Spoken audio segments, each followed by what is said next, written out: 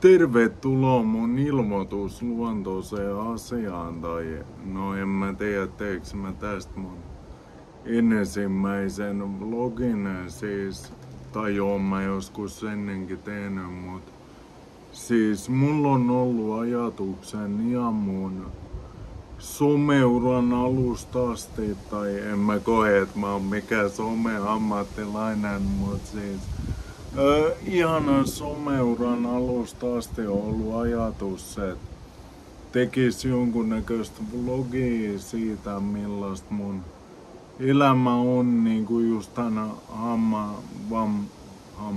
vamman haasteiden kanssa ja niinku kaikkien muiden haasteiden kanssa, mut sit kun mä oon aina aloitellut sitä ja tehnyt sitä, siitä ei oo oikein tullut mitään just niinku kuvausjuttujen kanssa, että mä oon tosi huono kuvaamaan mitään, mä en oikein osaa. Ja tiedättekö te, niinku tääkin jotenkin näyttää mun mielestä hölmöltä, että pitää kuvata jotenkin vaakasuoras. Muuten ei voi laittaa YouTubeen, niinku mun mielestä toi on niin hölmöä, että musta ei näy enempää kuin tää. Mut joo, siis niinku kuitenkin ne on ollut ongelmana ja sitten ihan puhtaasti se, että niinku tiedättekö te, että musta tuntuu, että mun elämä on niin vitun tylsää, tiedättekö te, että mun elämässä ei oo mitään sisältöä. Et niinku ennen, tiedättekö te, mä sanon paljon tiedättekö te, koska mä oon turkulainen. En mä tiedä, onko tää joku turkulaisten juttu, mut siis ennen siis mun elämästä olisi voinut kuvata jatkuvasti jotain, mut se olisi ollut semmoista, tiedättekö te, rappio, niinku, miksi sitä sanoo, niinku rappiovlogi, et en mä halua semmoista, enkä mä halua mun elämää sellaista enää, ja mulla on mun mielestä paljon parempi elämä nykyään. Mut niinku just ennen kuin mä yritin kuvailla, mä tajusin, että ei mun elämässä oo mitään sisältöä. Että mä käyn salilla ja mä syön, oon mun lapsen kanssa ja nukun. Sillä että niinku, en mä tiedä, mut niinku nyt jotenkin on ehkä ajatellut, että ehkä se voisi jotain kiinnostaa. Sillä just tänään mä esimerkiksi sain uuden työpaikan, mistä mä innoissaan. Sit mulla tietenkin on niitä keikkoja toivottavasti. Mä niinku mietin, että miksi mä en kuvaa tota kaikkea. Niinku, että mä käyn töissä, mä käyn keikoilla, miksi mä en kuvaa sitä, miksi mä en kuvaa mun peruselämää, kun niinku mä just kamppailen mun vamman kanssa. Noin mä nyt silleen kamppailen, mut kuitenkin. Mä en muuten tiedä, kuuluuks tästä mitään. Mulla ei oo mitään mikkiä, mikä olisi yhdistetty tohon, ja täällä on kauhea tuuli. Mä otan uudestaan, jos tästä ei kuulu mitään, mut kuitenkin niinku, et se oli idea. Ja niinku toivon, että joku siitä kiinnostuu ja joku katsoo, mut jos ei kato, niin ei voi mitään, niinku en mä mitenkään loukkaannut siitä, että ehkä mä teen tätä itteni takia enemmän, että just sillä mä teen noita videoitakin usein sillä ajatuksella, että mä haluun niinku omasta mielestä tuoda jotain niinku erityisesti nuorille näkökulmaa johonkin, niinku esimerkiksi, että miten joku väkivalta on vitun huonoa ja mitä mulle on seurannut siitä ja niinku miksei jengin kannattaisi tehdä niin, että se on mun ajatus. Mut samalla mä ajattelen myös, tiettekö te, että niinku, että se on jonkunnäköistä terapiaa mullekin. niinku, että mä puran niitä niinku mun ajatuksia siihen tekstiksi. Niinku usein jos mua masentaa ja mulla on joku tosi kinkkinen juttu, mikä mua harmittaa tosi paljon. Mä kirjoitan sen siihen videolle ja julkaisen sen ja se on jotenkin niinku pois mielestä, tiettekö te? Niinku jotenkin mä oon käsitellyt sitä juttua.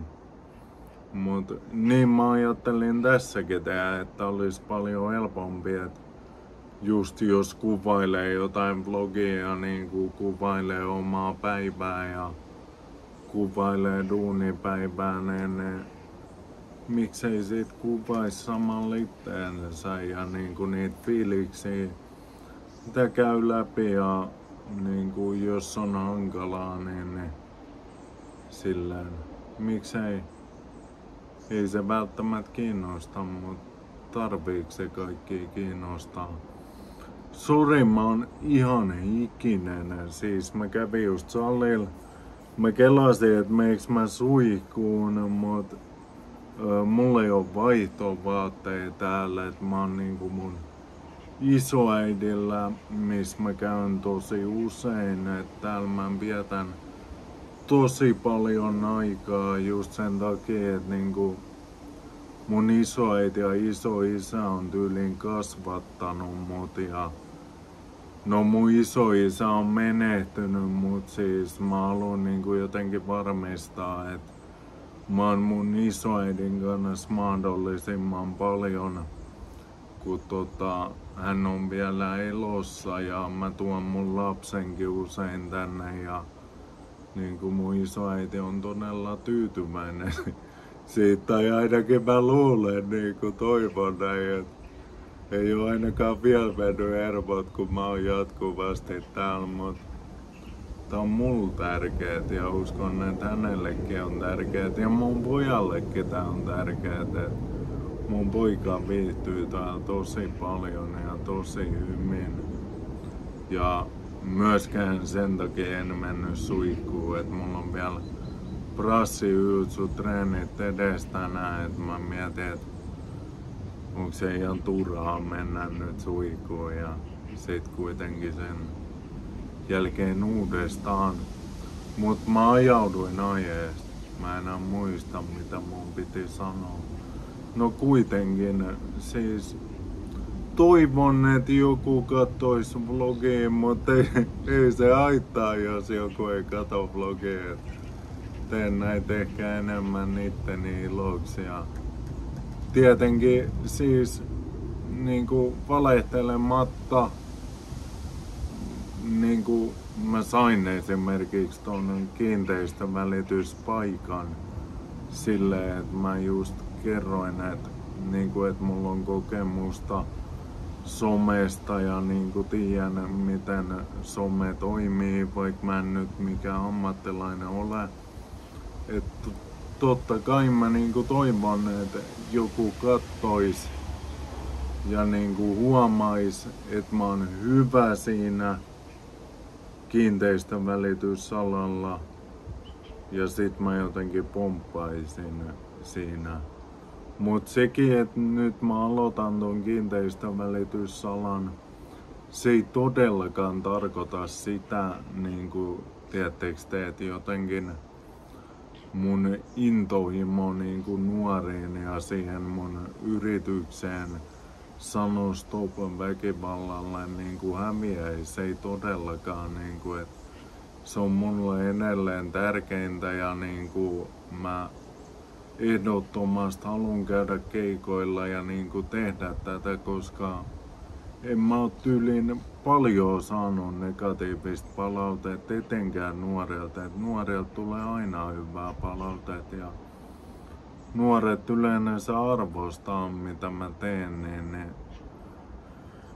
mä todellakin oon iloinen, jos niinku saan vaan jatkaa, mut niinku se on vaan ongelma, että just tän hallituksen säästöjen takia tai mitä mä oon ymmärtänyt, niin kouluille ei oo hirveästi tai kunnilla, kaupungeilla, kouluille ei oo hirveästi varaa palkata kokemusasiantuntijoja silleen. Mullakaan ei ole rahaa ilmatteeksi mennä, et sehän on ollut mun ainoa työ. Et niinku, et jotain muutakin piti mä niinku keksiä, et saa leipää suuhun ja leipää lapselle. Et mä koen, että mä oon jotenkin koen ja uskon, että mä oon hyvä kiinteistönvälitysalalla.